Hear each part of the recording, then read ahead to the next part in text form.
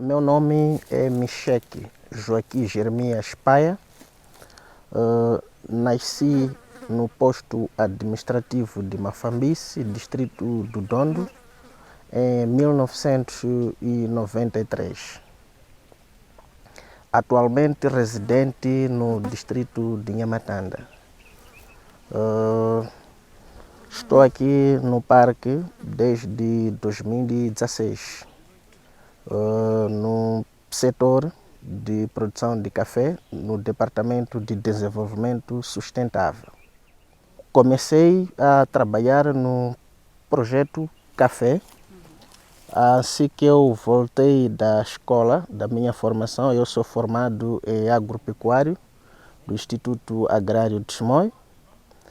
Terminei em 2015, passei por aqui num período de estágio de 3 meses e depois voltei a trabalhar. Comecei a trabalhar basicamente aqui em Canda, por volta de 3 meses, e com conflito, com situação política no ano 2016. Não pudemos dar continuidade. Passei para o distrito de Nhamatanda, onde fui apoiar as comunidades da zona tampão, Nhamatanda, Mwanza e Xeringoma. Quando a situação política acalmou-se, regressei novamente a trabalhar aqui na Serra de Gorongosa, no posto administrativo de Tambarara, onde que eu estou atualmente. Comecei em 2017 a trabalhar em Tambarara. Agora houve necessidade de expandirmos mais área. Expandimos para Santungira, que o ano passado o parque estava aproximadamente há 8 anos que não trabalhava-se em Santungira. Então houve necessidade de irmos lá para podermos abrir, na qual eu que estava a dirigir a equipe para que tudo isso aconteça. Então até final de junho do ano passado já estávamos em Santungira a abrirmos campos de produção de café, assim como viveiros. Estudou onde nasceu? A primeira classe fiz em Nhamatanda.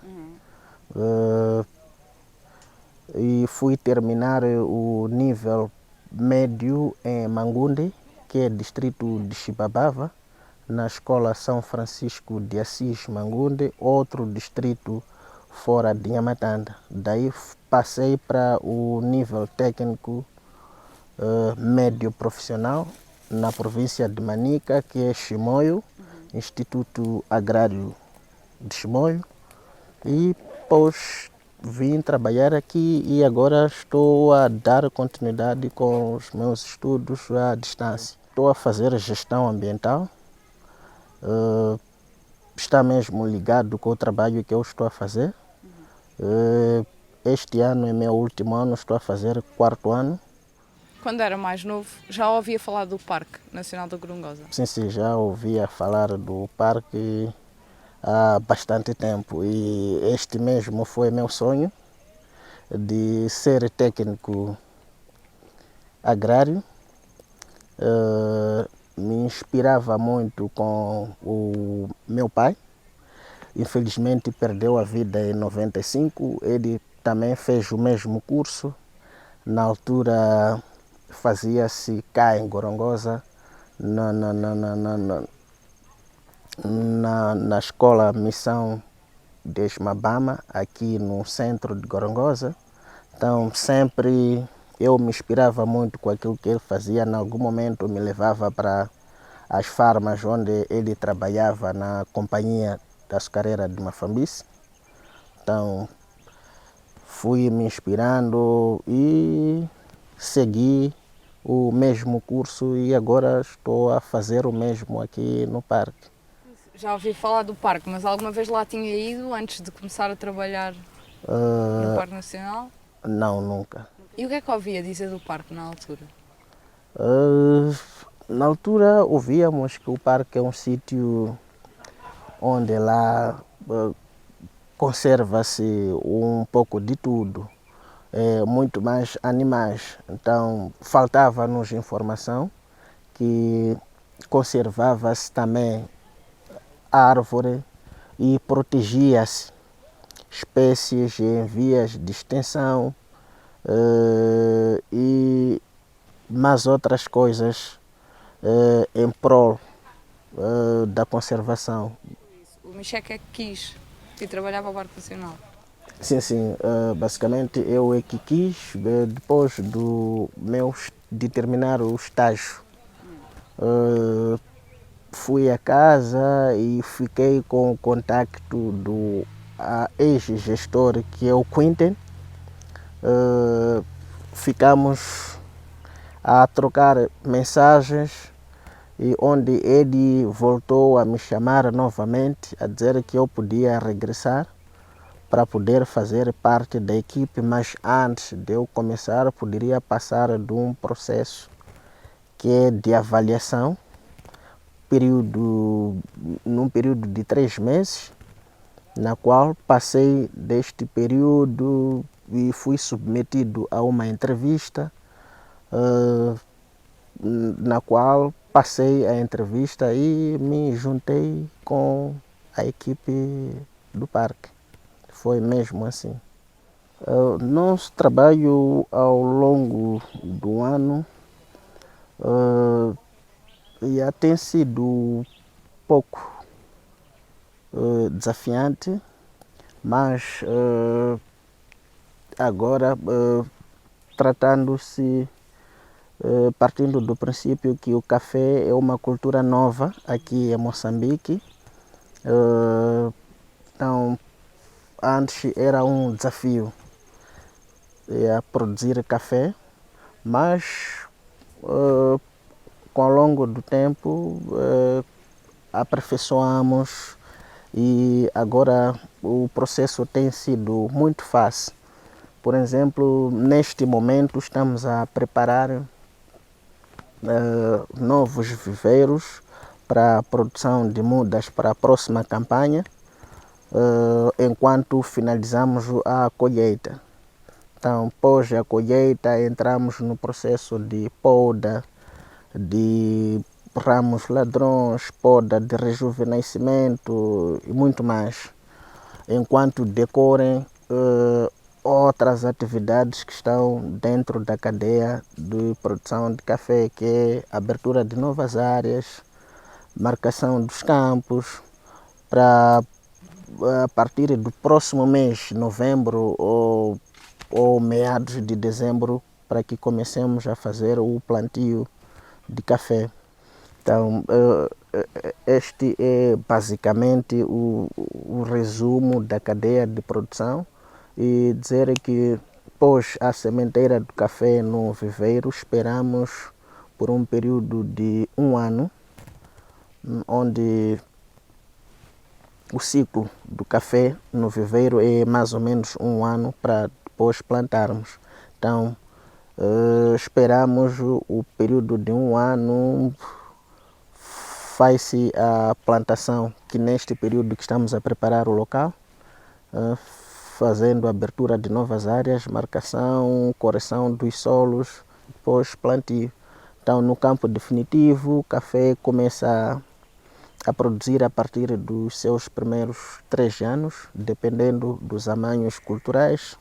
Então, pode dar menos que isso, por aí a partir dos 2 anos, segundo ano começa a dar seus primeiros frutos e assim sucessivamente. Então, segundo, terceiro, quarto, quinto até o 7º ano, colhemos o café e 7º para o 8º ano temos feito a poda de rejuvenescimento para a planta poder ser mais jovem, mais produtivo, por causa da carga que a planta traz. Então é preciso que se faça esse processo de poda, é muito importante na cadeia de produção de café. Começamos a sementeira a partir de agosto, setembro e colhemos a partir de abril até setembro, que é a época da colheita. Então, essas que nós plantamos, que nós semeamos agosto, setembro, voltamos a plantar no mês de novembro a dezembro. Fizemos sementeira no ano passado para plantarmos neste ano. As quando veio para cá, que no início, ou então em relação ao estágio, sentiu que havia desafios ainda relativamente à produção de café? Que a produção era muito desafiante. Que desafios eram esses na altura? Do princípio, por ser uma cultura nova, que eu nunca teria visto, mesmo na escola. Na altura não se falava nada de café, porque aqui em Moçambique não se produzia café. Só ouvíamos. Então, por ser, eu fui um dos segundos técnicos no projeto. Então, era antes de se desenvolver muitas técnicas, estava eu e um colega. De tudo, nós poderíamos trazer como se fosse inovação. Apesar da experiência do gestor que trazia de lá onde ele viu, então, condições climáticas daqui eram diferentes, então tínhamos que procurar como seguir com boas práticas de produção, de modo que a cultura se adeque nessas condições climáticas. Recorrem a algum tipo de adubagem? Sim, sim. Nessa altura que nós estamos a fazer a preparação dos solos, a nossa lavoura é mínima, onde não há distúrbio total do solo. Então, pegamos aquele mesmo capim, temos feito compostos orgânicos para o uso nos viveiros, assim como nos campos definitivos. Então, são esses fertilizantes que nós temos usado, às vezes usamos próprios restolhos do próprio café, quando temos feito o poda, às vezes intercalamos o café com outras culturas de rendimento familiar, milho, feijões. Então, depois da colheita dessas culturas do ciclo curto, pegamos e incorporamos com o sol. Os mesmos também ajudam na fertilização dos solos. Como dizia que o café é uma cultura do ciclo longo, começa a produzir a partir dos seus 3 anos, seus primeiros 3 anos. Então o produtor, para além de esperar só o café por esse período todo, então sensibilizamos a produzirem outras culturas dentro do campo de café para poderem se alimentar. O milho, por exemplo, é uma cultura anual. Feijão também é uma cultura do ciclo curto, em 3, 4 meses os produtores pode colher, pode vender, ter renda e pode consumir. Então intercalamos para que o produtor não espere por um período muito longo. E essa produção fica diretamente para o produtor? Sim, sim. Então nós assistimos, apoiamos os produtores na disseminação de novas técnicas de produção, como que se faz o consórcio de café com outras culturas. Como é que os agricultores receberam aqui a introdução do café? Bem, conforme eu estava a dizer, que foi pouco desafiante, eles não percebiam o valor do café, então o produtor sempre é um daqueles que quer ver para depois fazer, e nós não tínhamos nenhum campo montado de ensaio para ele poder ver. Então queríamos começar nosso e campo dos produtores. E começamos com só 8 produtores, onde montamos um nosso campo que é de demonstração de resultado, onde alguns produtores iam lá ver como que é café, mas mesmo assim aquilo não oferecia esperança aos produtores por causa do tempo, e é uma coisa que eles nunca teriam visto. Esperar 3 anos enquanto há milho que ele pode produzir e vender agora. Mas foi mesmo assim, trabalhamos com os produtores, sensibilizamos de modo a perceberem a cadeia e agora já estão a perceber e são eles mesmo a pedirem as mudas do café para poderem expandir as suas áreas. E trabalhamos com produtores daqui. E a seguir à colheita do café? Normalmente, quando começa a época de colheita do café, temos feito treinamentos aos produtores, que é todo o processo de rastreabilidade, que tem a ver com qualidade do café. Então, o que nós temos feito? Reunimos grupos dos produtores, explicamos o que é preciso na colheita. Então, eles só devem colher café maduro e temos ilustrado algumas frutas maduros, alguns panfletos para poderem ver que café que nós precisamos é exatamente este. Fruto, por exemplo, se consome banana verde maduro, como que se sente? Então, no café é basicamente isso. Então, nossos compradores não consomem frutos verdes, precisam fruto maduro e mais. Então, daí temos dado seguimento para podermos ver se os produtores realmente perceberam ou não. E também nós temos nossos campos, aqueles que nós chamamos campos modelos, onde temos feito a mesma prática naqueles campos. E às vezes levamos uns dias de campo para poderem ver como que se faz e nossos campos como que estão. Que tipo de café que produzem aqui? Por enquanto temos duas variedades, que é a Costa Rica e Catimão, café arábica. Temos mais acima de 10 variedades que recebemos do Brasil, que neste momento estão de experimento, que é a Catuai amarelo e aqui e mais outras variedades que ainda não estão na fase de experimento. Depois de colhermos resultados, onde vamos já ver se dá para implementar ou não. E depois o processo de torrefação também fazem aqui? Sim, o processo pós a colheita, aqui faz-se o processamento úmido, que tem a ver com descasque e retirada de mucilagem. Depois desse processo, o café desce para a vila, onde passa para as mesas de secagem novamente, onde controla-se a umidade para depois passar para o outro processo, onde no final passa já no processo de tora na vila de Mapombo. Aqui sim secamos inicialmente por 2 dias, depois levamos para a vila onde que decorre já todo o processo. O café é uma das culturas com muito rendimento.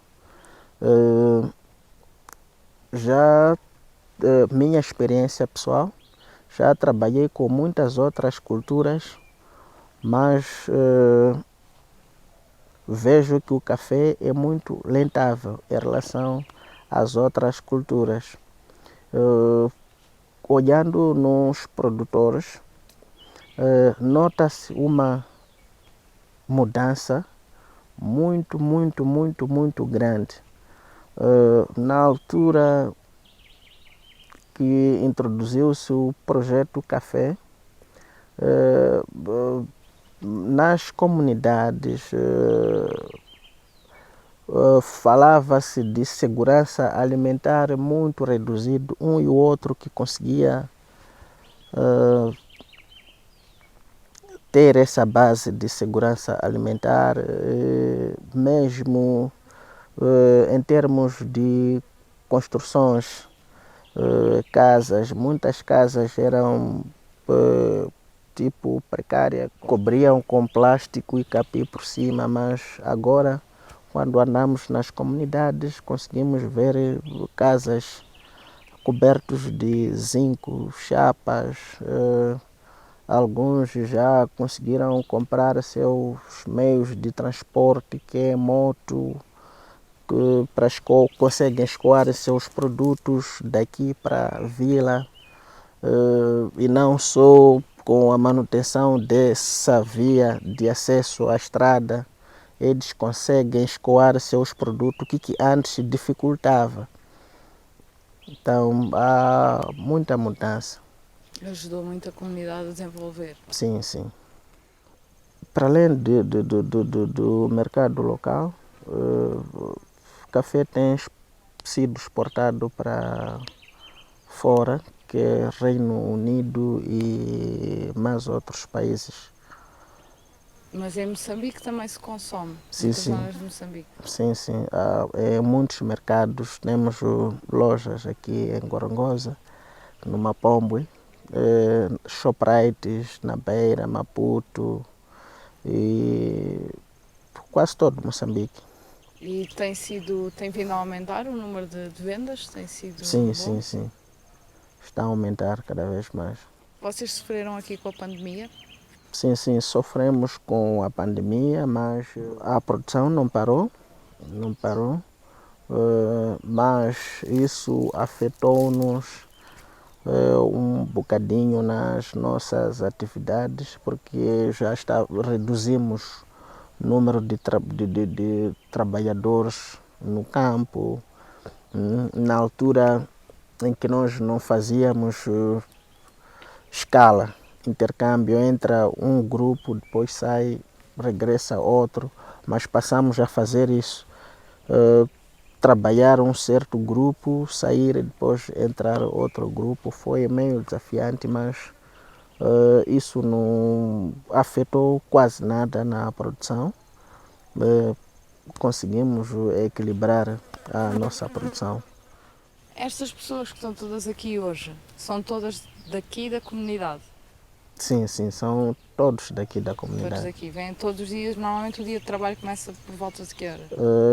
Começa a partir das 7h30 até 15h30. Neste momento estamos na colheita, fazem colheita, e quando o nosso programa altera, eles fazem outras atividades, mas não afeta em termos de horário.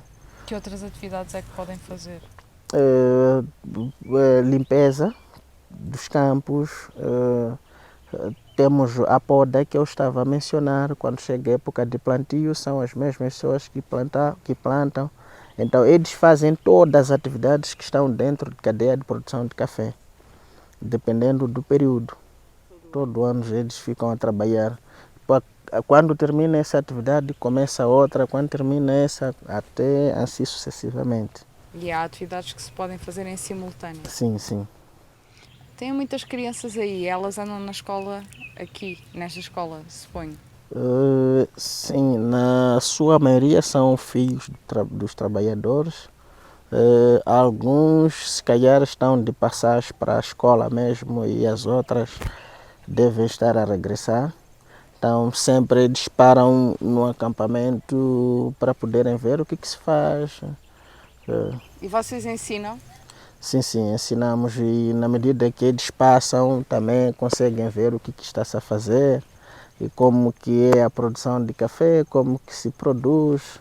Tem um programa da escola, que é Clube de Jovens e das Raparigas.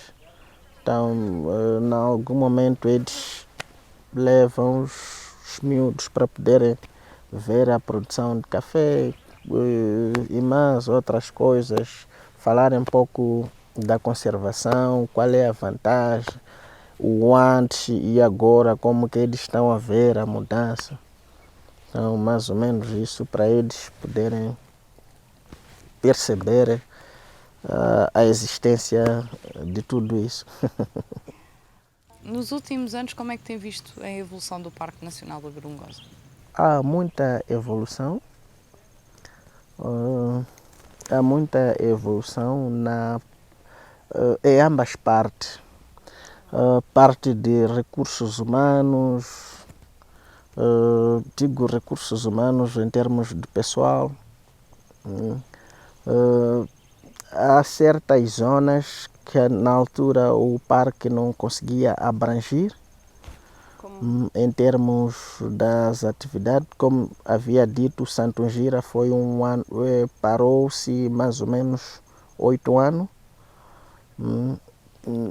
Por causa do conflito não era possível entrar, então lá não se chegava, mas agora muitos projetos do parque estão lá. E não só em termos da população animal, há muita evolução, há muita produção, há introdução de novas espécies, então isso indica que o gráfico está a subir, há uma mudança. E de facto a zona da Serra foi das mais fustigadas pelo conflito, não foi? Sim, sim. As pessoas daqui ainda têm memórias desse tempo, ou falam sobre isso? Muitos deles já não se fala muito, mas o que passou sempre marca, marca, e eles nem querem que isso aconteça mais, que é uma coisa que deixou eles muito atrás. Então, eles preferem não ouvirem mais do conflito. O parque também contribuiu mesmo para sarar de alguma forma as feridas do conflito? Acha que as pessoas têm essa percepção? Sim, eles acredito que eles têm, porque principalmente na Serra da Gorongosa, o parque é que sempre interviu. Para além de outros projetos, o parque abrange quase 90% das comunidades que vivem cá na Serra. Então eles sentem isso, que o parque em algum momento tem apoiado. Por exemplo, quando chega a época de sementeiras, de culturas de rendimento familiar, o parque tem apoiado com sementes de milho, feijões. Quando chega tempo de hortícola, o parque tem apoiado com sementes de hortícola. Então esse é um dos indicadores que eles conseguem ver ou perceber que alguma coisa que está sendo feito com o parque, mesmo com situação política não estável, mas há um apoio enorme. Lembra-se do ciclone do Idai? Sim, sim, aqui afetou menos. Um e o outro foi afetado, mas na sua maioria alguns não tiveram muitos danos por causa da altitude. Mas o parque colaborou, ajudou as pessoas das comunidades na altura? Fez-se a distribuição de sementes para reforçar a perda que os produtores ou a comunidade teve naquela época. Perderam suas culturas no campo. Então esse foi um dos apoios que o parque fez em trazer semente de volta para eles poderem produzir. Como é que vê a relação do parque com as comunidades? Eu acho que há um bom relacionamento, deixando de fora o que tem havido com a travessia dos animais. Para além disso, o resto, eu acredito que está tudo bem. Há um bom relacionamento a partir do apoio que o parque tem feito, assistência, apoio das comunidades, a alocação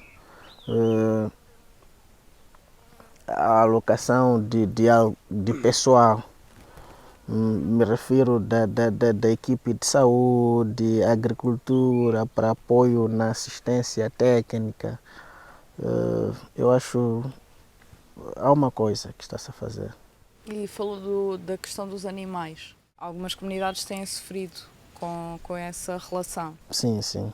Algumas comunidades têm sofrido, por exemplo, a comunidade do Vinho, em Yamacasa, Muxaruenhe, Micheo, por estarem mesmo próximo do parque. Então, alguns animais atravessam para as comunidades. O parque tem arranjado estratégias para ajudar as comunidades com esse conflito? Sim, sim, sim.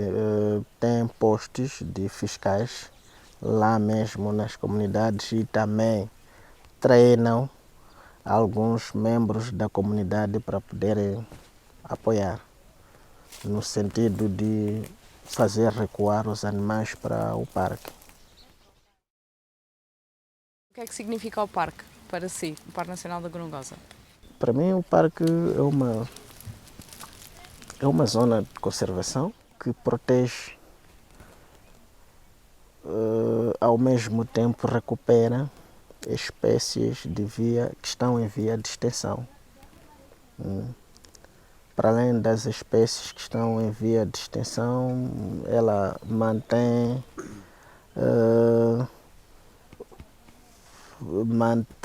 a biodiversidade instável. Então, é mais ou menos isso, que é um lugar de conservação onde conserva tudo. E como é que contribuiu para a sua vida? Yeah, eu acho que contribuiu muito, yeah, porque é daqui onde que eu consigo sustentar a minha família, e não só. Agora eles estão a apoiar na escola, o parque quem que está a pagar meus estudos. E agora estou a terminar, conforme havia dito, que este é meu último ano, é o 4º ano em gestão ambiental. Então, yeah, estão-me a apoiar.